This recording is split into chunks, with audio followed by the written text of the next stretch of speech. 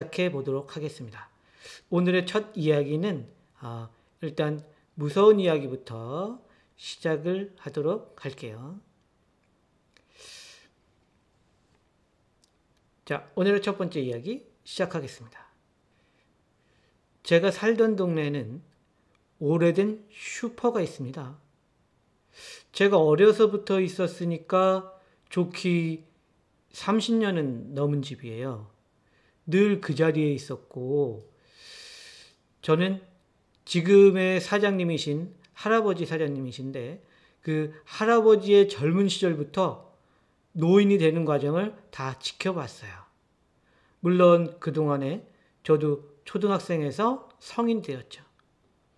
그래서 그 할아버지가 키운 남매들을 모두 결혼해서 분가를 했고, 늘 슈퍼에 붙어있던 할머니가 계셨거든요. 두 분이 사이가 굉장히 좋다라고 생각을 했었는데, 그 할머니는 치매에 걸렸다는 소식을 들었어요. 네. 뭐 그 동네에서 멀리 이사하진 않았지만, 그 동네 근처에 살았지만, 이제 그 슈퍼에 자주 가지는 않았거든요. 근데 우연히 들은 소식에 의하면 그 할머니가 치매에 걸렸다라고 사람들이 얘기하는 것을 들었습니다. 근데 그 이야기가 제 귀에 들려온 이유는, 그 할머니는 돌아가신 우리 어머니와 꽤나 친했던 것을 기억을 하기 때문이죠.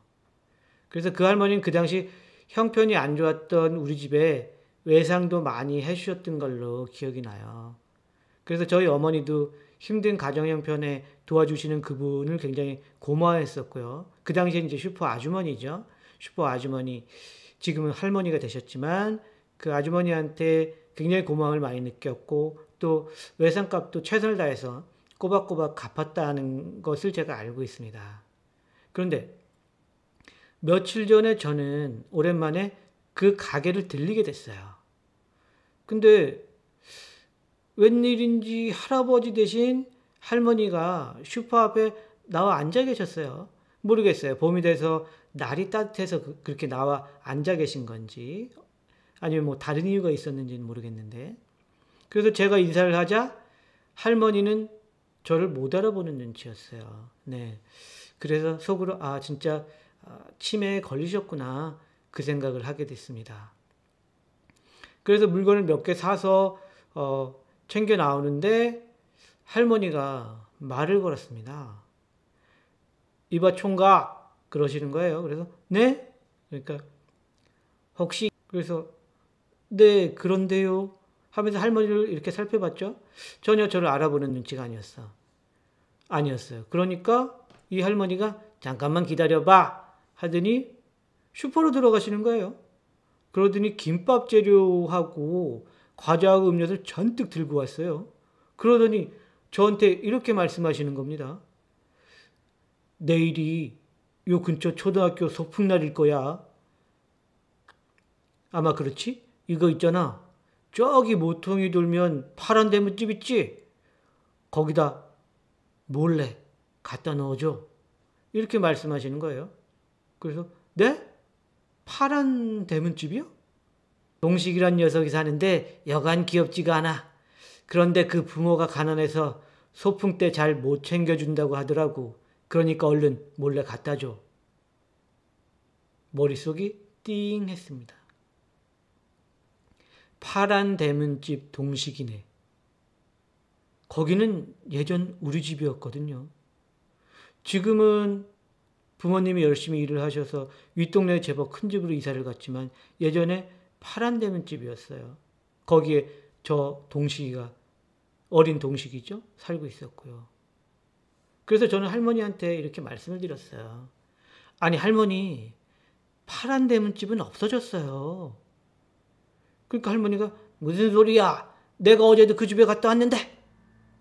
하면서 눈을 부라리. 이걸 어떻게 해야 되나? 할머니의 머릿속은 제가 어렸을 때, 꼬마 동식이었을 때, 초등학교 다니던 그 가난한 집 아들 동식이었을 때로 돌아가 있는 것 같았어요. 할머니는 그 시간을 살고 있는 것 같았어요. 그래서 이걸 어쩌지 하며 제가 물건을 들고 어정쩡하게 서 있는데 할아버지가 나타나셨어요. 대충 상황을 눈치챈 할아버지는 눈빛으로 저한테 그냥 그 물건들을 가지고 가라는 표정을 지었습니다. 그래서 저는 탄식을 내뱉으면서 그 자리를 빠져나왔고 제 귀에 그 두 분의 대화가 들렸습니다. 동식이 녀석이 공부도 잘하고 착한데 나중에 효도하겠지? 안 그래요? 이렇게 할머니가 묻자 할아버지는 마치 그 시절로 돌아간 듯 그럼 당신까지 이렇게 챙겨주는데 슈르륵 흘리는 거예요. 흘러내려요. 그러면서 드는 생각이 나는 어머니와 저 할머니가 이제는 아주머니에서 할머니가 되신 저 분이 바라는 대로 정말 괜찮은 녀석이 된 걸까? 집으로 돌아왔습니다. 오늘의 첫 번째 기묘한 이야기였습니다.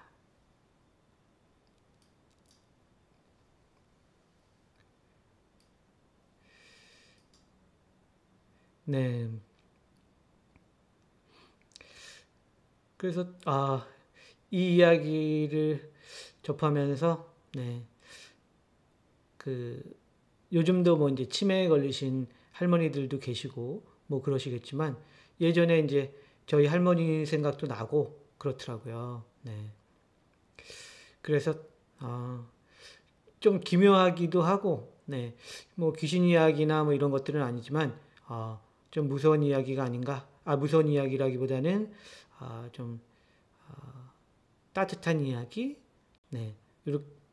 그래서 한번 이렇게 시작을 해봤습니다.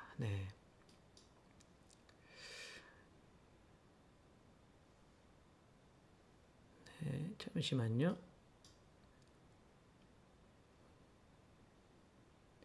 잠시만 체크 좀 할게요. 그렇군요. 알겠습니다.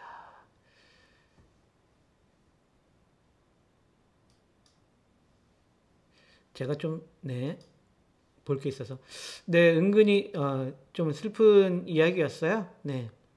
슬픈 이야기였고 뭐 나름 감동이라면 이제 감동인데요. 그래서 뭐 얼마 전에 뉴스 보니까 이런 비슷한 이야기들이 실제로도 있더라고요. 돈이 없어서 편의점이나 이런 데서 쩔쩔매는 어린 친구를 이렇게 도와주는 착한 분의 이야기도 뉴스에 나오고 해서 그래서 예나 지금이나 마음 따뜻한 사람들은 여전히 많으신 것 같다 이런 생각을 많이 합니다. 자, 지금까지 첫 번째 이야기였고요. 자, 그 다음에 두 번째 이야기로 가보겠습니다. 물 좀 잠깐 마시고요.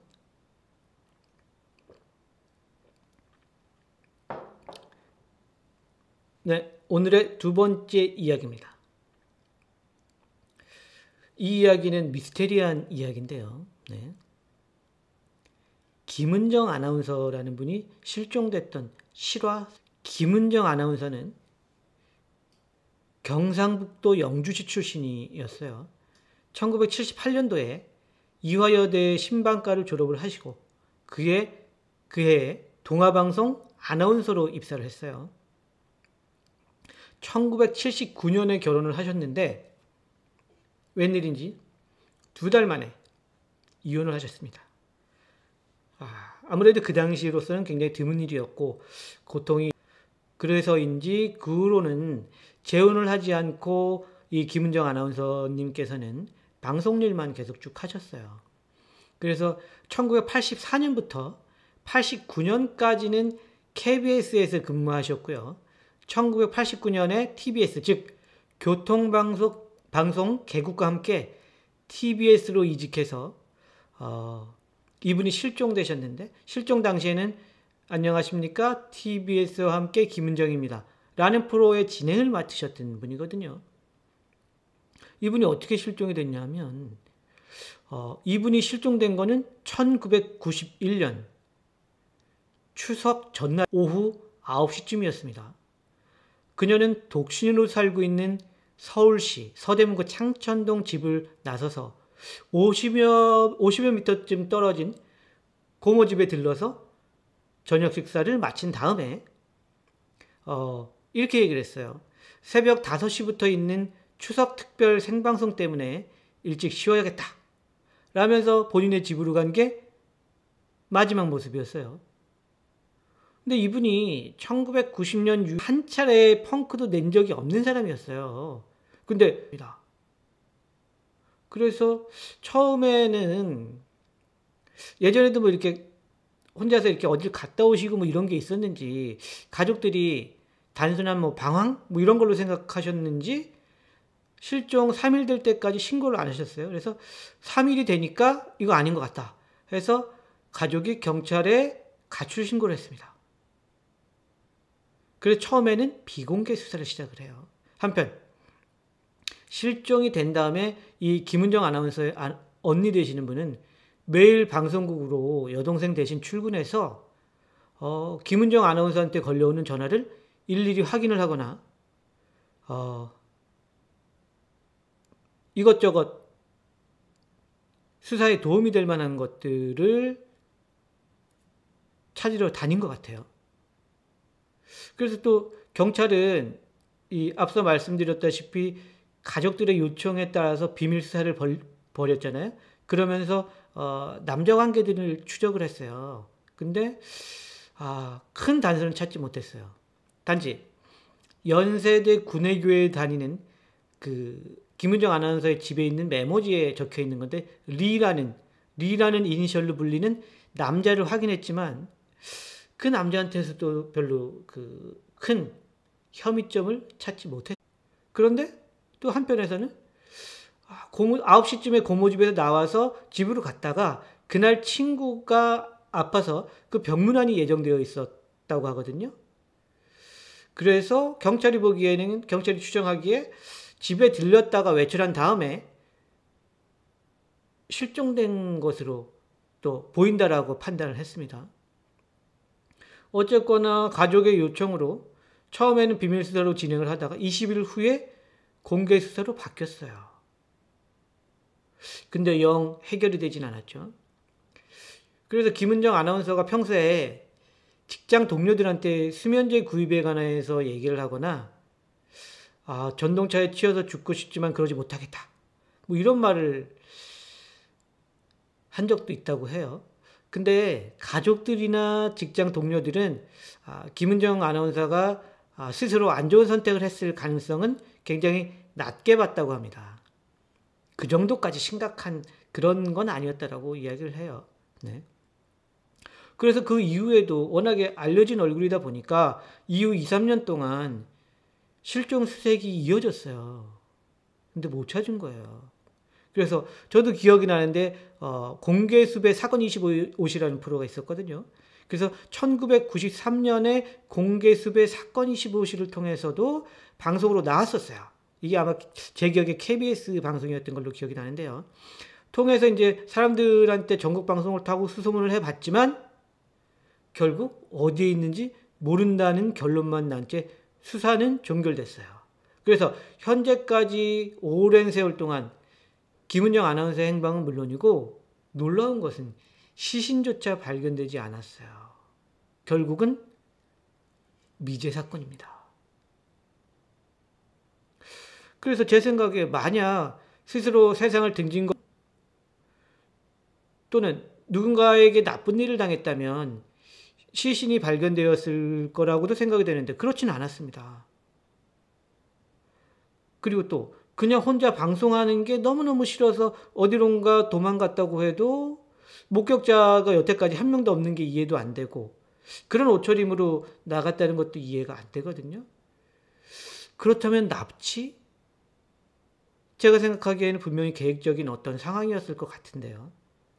근데 경찰도 아직까지 이 사건을 해결하지 못한 걸로 봐서 굉장히 어려운 사건이 아니었나 라는 생각이 듭니다. 그래서 마지막으로 궁금한 것은 경찰 말대로 그 집에서 자신의 집에서 병문안을 생겼느냐 아니면 관인 사이에 무슨 일이 생겼느냐 궁금하더라고요. 도대체 그녀는 어디에 있는 걸까요? 네. 오늘의 두 번째 이야기, 실화 사건이었습니다.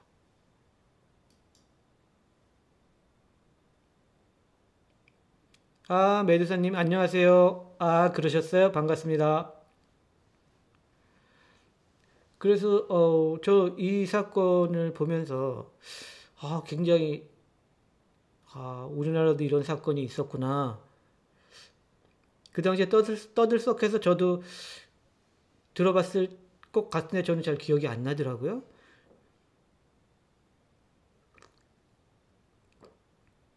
그래서 사건 흐름으로 봐서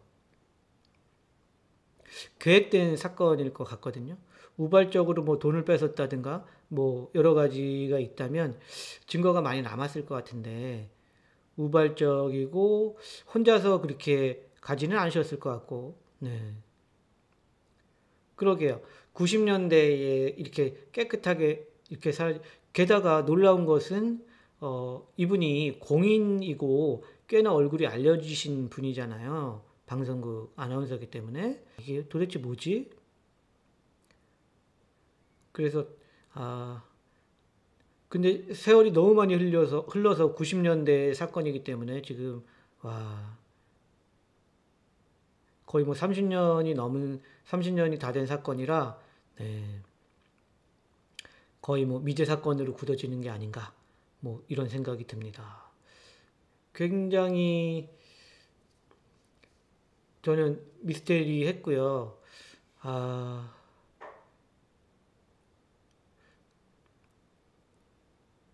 좀 더 자세히 조사를 했겠죠. 그런데도 이제 못 푼 거겠죠.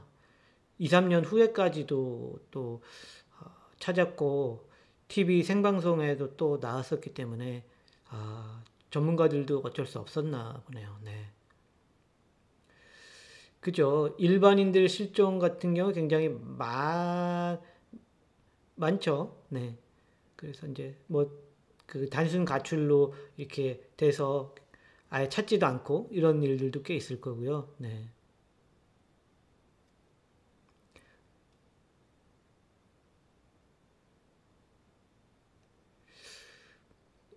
차원 이동이요? 네. 차원 이동은 저는 생각은 안 해봤는데, 아, 그럴 수도 그렇게 하긴 증발이라고 그러잖아요. 증발, 진짜 이런 경우는. 그 증발하면 진짜 그렇게밖에 생각을 할 수 없는,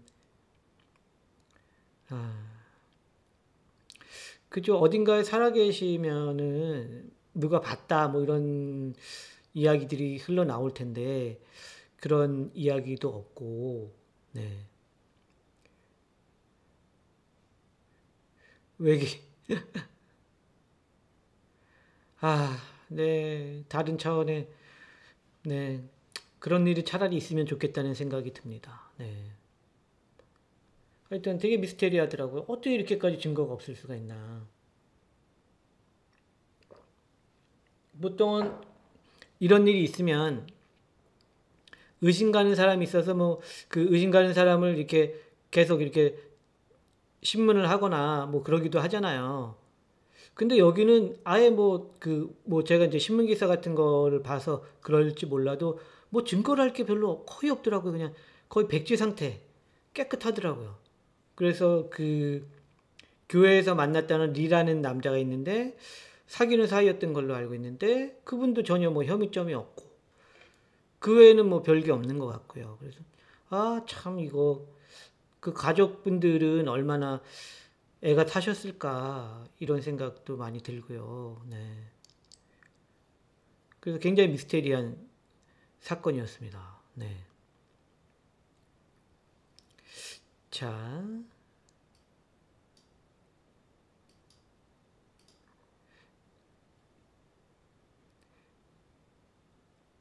이제 오늘의 세 번째 이야기 시작하도록 하겠습니다.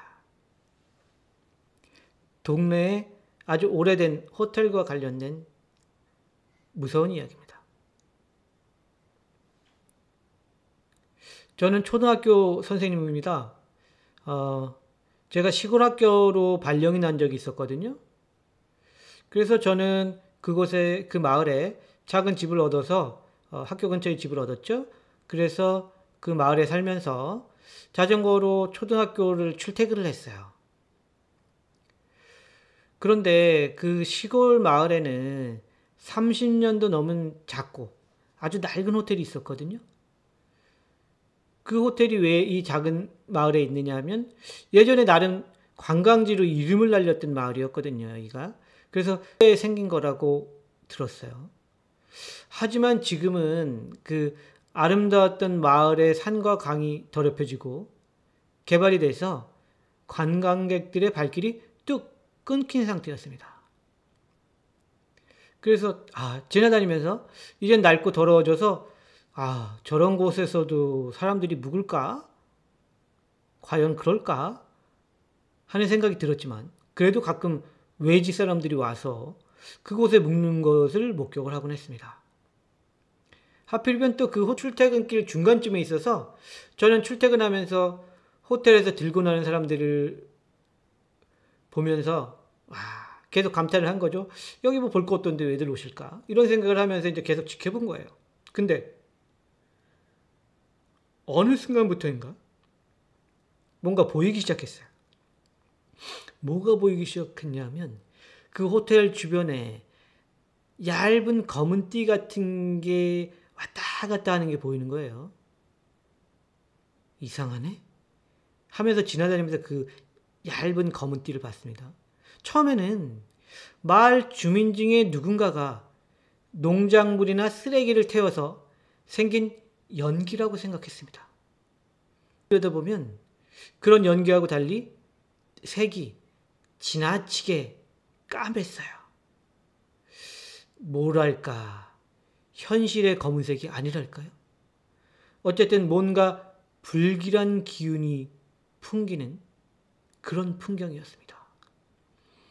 그 후로도 그 검은 띠는 계속 제 눈에 관찰됐는데 조금씩 길어지고 커져서 마지막에는 호텔 전체를 휘감으려는 것처럼 보였어요. 계속 그게 길어지고 또 두꺼워지기도 하고. 근데 이게 한참 후의 이야기지 그 변화 속도는 굉장히 느려서 한두 달 지나야 그 변화를 눈치챌 수 있었죠. 저처럼 그것을 보고 있었던 사람들이 또 있었는지 모르겠어요. 하여튼 제 눈에는 조금씩 미지의 검은띠가 호텔을 잠식해 들어가는 휑휑 감는 듯한 느낌을 받은 거죠. 그래서 정말 이상한 거예요. 불길하기도 하고요. 그래서 한 번은 옆반 선생님하고 그것을 지나가다가 얘기를 꺼냈습니다. 검은띠 얘기를 꺼냈죠. 그러니까 당연히 그 선생님은 어리둥절한 표정으로 저를 이상하게 봅니다. 아니, 김 선생, 뭐가 보인다는 거예요? 아주 맑은 파란 하늘이구만? 퉁명스럽게 이렇게 얘기를 하는 겁니다. 그래, 뭐 몇 번 얘기해봐야 아무 소용도 없었어요. 그러면서 저는 불안해집니다. 왜 불안해지냐면, 제가 어렸을 때 할머니가 돌아가시기 전에 우연히 봤던 게 있거든요. 우연히 무엇을 봤냐면, 할머니 주위에 검은색 띠가 이렇게 돌아가는 걸 본 적이 있었거든요. 그게 떠올라서 무서워졌어요. 혹시 안 좋은 일이 생기는 게 아닐까. 취급을 받을 게 뻔하기 때문에 누구한테도 얘기할 수는 없었죠. 그래서 그 후 어쨌거나 제가 있을 때 저는 이제 다른 학교로 발령이 났고 그때의 일을 까맣게 잊고 있었습니다. 그런데 몇 년이 지난 어제 저녁 TV 뉴스를 보다가 놀라운 광경이 무너지고 있었고요. 많은 사람들이 앰뷸런스에 실려가는 모습이 보였습니다. 방송에서는 너무 노후가 돼서 호텔이 무너져 내렸다고 이야기를 합니다. 하지만 저는 저도 모르게 중얼거리고 말았습니다. 결국 몇 년 사이에 호텔의 전체를 검은띠가 다 차지했구나 라고 중얼거렸어요.